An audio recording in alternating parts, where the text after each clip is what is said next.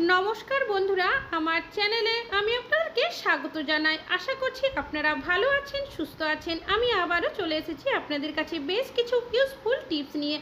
Are एई टिप्सगुलो जोदि आपनारा फलो करेन संसारेर खरच अनेकटाई कमे जाबे, संसारेर मुश्किल काज सहज हये जाबे। ताछाड़ाओ एई टिप्सगुलो जोदि आपनारा करेन फालतू खर्चा होबे ना। चलुन ताहले देखे नेওয়া যাক आजकेर प्रथम टिप्सटा आपनादेर काछे कि शेयार करी। এখন যেহেতু অনেকটাই গরম পড়েছে, আমরা যখন কোথাও বাইরে যাই প্রত্যেকেই কিন্তু ঠান্ডা জলের বোতল ব্যাগে করে নিয়ে যায়। তবে এই ঠান্ডা জল কিন্তু খুব বেশিক্ষণ ঠান্ডা থাকে না, কিছুক্ষণের মধ্যেই দেখা যায় গরম হয়ে গেছে। তবে আপনারা যখনই ঠান্ডা জলের বোতল ব্যাগে নিয়ে যাবেন এমন কিভাবে নিয়ে যাবেন যাতে করে এই জলটা আরও বেশ কিছুক্ষণ ঠান্ডা থাকবে। নিয়েছি একটা তাওয়াল, তাওয়ালটাকে ডবল পাট করে নিয়েছি। এবার এই যে ঠান্ডা জলের বোতলটা রয়েছে আমি এইভাবে করে তাওয়ালের মধ্যে দিয়ে তারপর এইভাবে করে মুড়িয়ে নিচ্ছি। আপনারা চাইলে তাওয়ালটা এইভাবে মুড়িয়েও ব্যাগের মধ্যে নিয়ে যেতে পারেন। তাছাড়া যদি আপনারা এইভাবে করে নিয়ে যেতে না চান সেক্ষেত্রে একটা প্লাস্টিকের মধ্যে আবারও ভরে ঠিক একইভাবে মুড়িয়ে নেবেন। এইভাবে যদি আপনারা নিয়ে যান তাহলে দেখবেন এই জলটা কিন্তু আরও বেশ কিছুক্ষণ পর্যন্ত ঠান্ডা থাকবে, খুব তাড়াতাড়ি গরম হয়ে যাবে না। আশা করছি আপনাদের এই টিপসটা অনেক বেশি কাজে আসবে। ভালো লাগলে লাইক করবেন। এখন চলে যাচ্ছে পরবর্তী টিপসে। কম বেশি কিন্তু অনেকেরই নিয়ে আসা হয়, তবে এই ধরনের ছোট মাছ যখন নিয়ে আসা হয় দেখবেন এই মাছ ভাজতে গিয়ে অনেক সময় দেখা যায় কড়াইয়ের মধ্যে লেগে যায় আর তারপর মাছ কিন্তু ভেঙে যায়।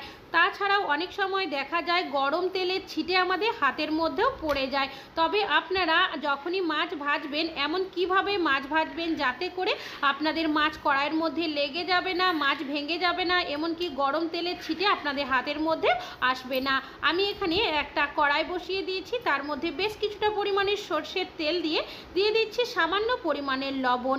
এবার খুন্তির সাহায্যে আমি খুব ভালোভাবে লবণটাকে তেলের সাথে মিশিয়ে তেলটা কড়াইয়ের চারিদিকে এইভাবে করে ছড়িয়ে দিচ্ছি। তেলটা যখন ভালো মতো গরম হয়ে যাবে তখন এর মধ্যে দিয়ে দেব লবণ হলুদ মাখিয়ে নেওয়া মাছগুলো। আপনারা যদি তেলটা ভালো মতো গরম না হয় আর তখন যদি মাছ দিয়ে দেন সেক্ষেত্রে দেখবেন মাছ কড়াইয়ের মধ্যে লেগে যাওয়ার সম্ভাবনা অনেকটাই থাকে। তো আমি মাছগুলো এইভাবে দিয়ে দিচ্ছি। আপনাদের যদি হাত দিয়ে এইভাবে দিতে অসুবিধা হয়ে থাকে সেক্ষেত্রে আপনারা খুন্তির সাহায্যেও কিন্তু মাছগুলো এভাবে দিয়ে দিতে পারেন। এইভাবে করে কিছুক্ষণ আমি রেখে দিচ্ছি। মাছ যতক্ষণ না নিচের দিকটা ভালো মতো ভাজা হয় ততক্ষণ উল্টাবো না। যদি আপনারা মাছ তলার দিকটা ভালোভাবে ভাজার আগেই উল্টে দেন সেক্ষেত্রেও দেখা যায় মাছ কিন্তু কড়াইয়ের মধ্যে লেগে যায়, মাছ ভেঙে যায়। মাছের তলার সাইডটা যখন ভেজে নেওয়া হয়ে গেছে তারপরেই কিন্তু আমি খুন্তির সাহায্যে এইভাবে করে উল্টে দিয়েছি। এবার আরও কিছুক্ষণ এইভাবে রেখে দেব। আর দেখতেই পাচ্ছেন বন্ধুরা মাছগুলো কিন্তু আমার খুব ভালোভাবে ভেজে নেওয়া হয়ে গেছে। গ্যাসের ফ্লেমটা মিডিয়ামে রেখেই অবশ্যই মাছ ভাজবেন, হাইতে রাখলে মাছ পুড়ে যেতে পারে। এবার আমি মাছগুলো এখান থেকে তুলে নিচ্ছি। আশা করছি আপনাদের এই টিপসটি অনেক বেশি কাজে আসবে। ভালো লাগলে লাইক করবেন। এখন চলে যাচ্ছি পরবর্তী টিপসে। আমরা কম বেশি কিন্তু প্রত্যেকেই বাড়িতে বানিয়ে থাকি, তবে যখন আমরা অল্প পরিমাণের আটা মাখি তখন অনেকেই কী করি একটা ছোট্ট পাত্রের মধ্যে আটাটা কিন্তু চেলে নিই। তবে ছোট পাত্রের মধ্যে যখনই আমরা আটা চালতে যাই দেখা যায় আটাটা কিন্তু অনেকটাই সাইডে পড়ে যায় আর এইভাবে করে অনেকটা আটাও কিন্তু আমাদের নষ্ট হয়ে যায়। তবে যখনই আপনারা ছোট্ট পাত্রের মধ্যে আটা চালবেন এমন কিভাবে আটা চালবেন যাতে করে আপনাদের আটা কোনোভাবেই বাইরের দিকে পড়ে যাবে না, আটা নষ্ট হবে না। চলুন তাহলে দেখে নেওয়া যাক। এখানে নিয়েছি একটা পাত্র আর নিয়ে নিয়েছি এখানে একটা আটা চালনি। আটা চালনিটাকে এই পাত্রের মধ্যে এইভাবে করে দিয়ে দেব। আর নিয়েছি একটা ছোট্ট সাইজের গ্লাস, গ্লাসের মধ্যে নিয়েছি আটা। আপনারা এখানে বাটি অথবা কাপেরও ব্যবহার করতে পারেন। এইভাবে করে গ্লাসটাকে চালনির মধ্যে দিয়ে এইভাবে আমি ঘোরাতে থাকবো। কাজটি কিভাবে করছি সেটা ভালোভাবে দেখলেই বুঝতে পারবেন। এইভাবে যখনই গ্লাসটাকে আপনারা ঘুরিয়ে নেবেন দেখবেন আটাটা পাত্রের মধ্যেই পড়বে, পাত্রের বাইরের দিকে কিন্তু পড়ে যাবে না, আটা নষ্ট হবে না। বন্ধুরা আশা করছি আপনাদের এই টিপসটি অনেক বেশি কাজে আসবে। ভালো লাগলে লাইক করবেন। এখন চলে যাচ্ছে পরবর্তী টিপসে। এখানে নিয়েছি একটা দইয়ের প্যাকেট। এখন যেহেতু গরম অনেকটাই পড়েছে আমাদের অনেকেরই বাড়িতে কিন্তু এই ধরনের প্যাকেটের মধ্যে দই নিয়ে আসা হয়। তবে দইটা যখনই আমরা বের করে নিই তারপর এই প্যাকেটটা কিন্তু সকলেই ফেলে দিই। তবে এই দইয়ের যে প্যাকেটটা রয়েছে সেটা ফেলে দেওয়ার আগে আপনারা অন্তত একবার কেটে এইভাবে করে দেখে নেবেন, দেখবেন এর মধ্যেও কিন্তু বেশ কিছুটা দই থেকে যায়। আর এই দইটা নষ্ট না করে আপনারা কি কাজে লাগাবেন চলুন দেখে নেওয়া যাক। আমি এখানে নিয়েছি একটা তামার ঘট। এই ধরনের যে ঘটগুলো হয়ে থাকে বা তামার যে কোনো জিনিস আমাদের অনেকেরই বাড়িতে রয়েছে, ব্যবহার করার পর দেখবেন এর যে একটা গ্লেজ থাকে সেটা চলে যায়, দেখতে একদমই ভালো লাগে না। তো এই যে প্যাকেটের মধ্যে দইটা রয়েছে সেটাকে আমি কি করব, প্যাকেটটাকে প্রথমে এইভাবে করে একটু মুড়িয়ে নেব, তারপর এই যে ঘটটা রয়েছে সেটাকে আমি এইভাবে করে হালকা করে ঘষে নেব। যেহেতু দইয়ের মধ্যে একটা টক ভাব থাকে, যার কারণে আমাদের তামার বা পেতলের যে কোনো জিনিস পরিষ্কার করতে খুব ভালো সাহায্য করে। আর দেখতেই পাচ্ছেন বন্ধুরা, এইভাবে করে আমি কিছুক্ষণ ঘষে নিয়েছি। এর মধ্যে যে একটা গ্লেজ চলে গেছিলো সেটা কিন্তু অনেকটাই চলে এসেছে। এবার এই ঘরটাকে আমি জল দিয়ে ধুয়েও আপনাদেরকে দেখিয়ে দিচ্ছি, তাহলে কিন্তু আপনারা নিজেরাই বুঝতে পারবেন যে আগে কীরকম ছিল আর এখন কতটা পরিষ্কার হয়েছে।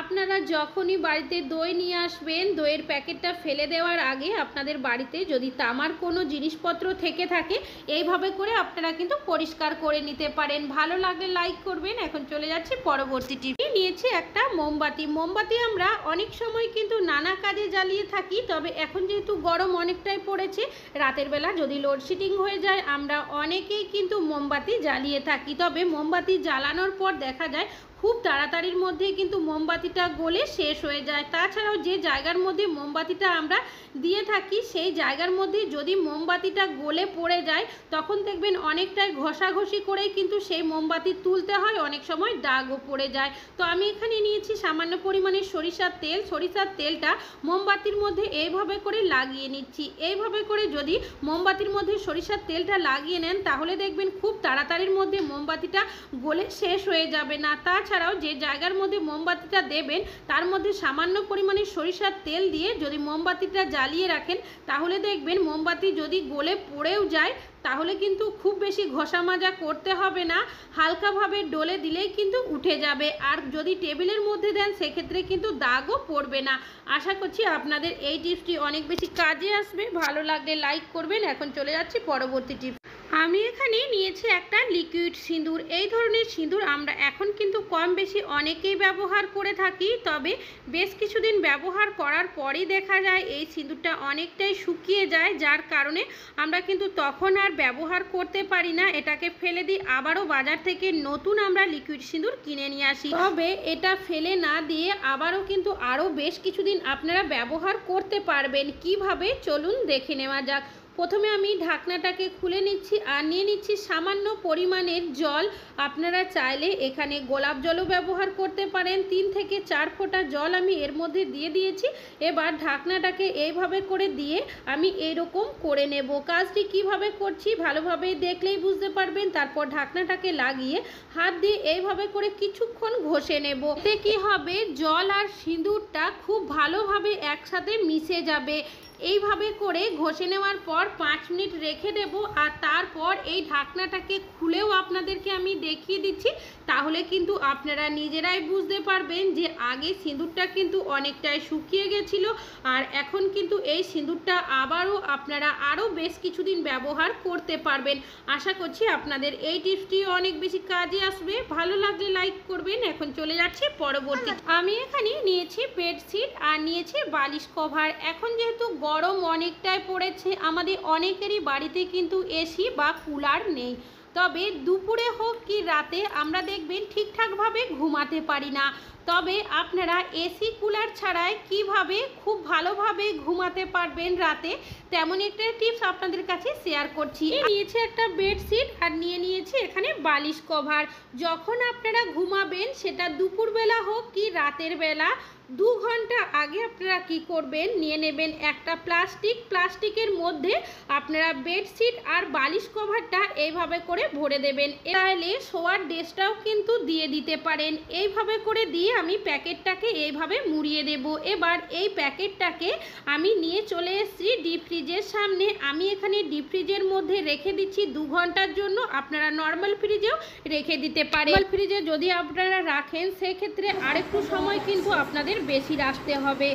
আমি এখান থেকে 2 ঘন্টা পর এই প্যাকেটটাকে বের করে নিচ্ছি, তারপর আপনাদেরকে খুলেও দেখিয়ে দিচ্ছি। আর দেখতেই পাচ্ছেন বন্ধুরা, এখন কিন্তু এই বেডশিট আর বালিশ কভারটা অনেকটাই ঠান্ডা হয়ে গেছে। এবার আপনারা শোয়ার আগেই কিন্তু বিছানার মধ্যে এই বেডশিটটা আর বালিশ কভারটা বিছিয়ে দেবেন। সেক্ষেত্রে আপনারা যখনই ঘুমাবেন, দুপুরে হোক কি রাতে, দেখবেন এসি বা কুলার ছাড়াই কিন্তু আপনারা খুব ভালোভাবে ঘুমাতে পারবেন। আমি এই বেডশিট আর বালিশ কভারটা বিছানার মধ্যেই এইভাবে করে বিছিয়ে দিয়েছি। তাহলে বন্ধুরা, আশা করছি আপনাদের এই টিপসটিও অনেক বেশি কাজে আসবে। ভালো লাগলে লাইক করবেন। আজকে এখানেই শেষ করছি, আবার চলে আসবো আর নতুন নতুন টিপসের ভিডিও নিয়ে। ততক্ষণের জন্য ভালো থাকবেন, সুস্থ থাকবেন।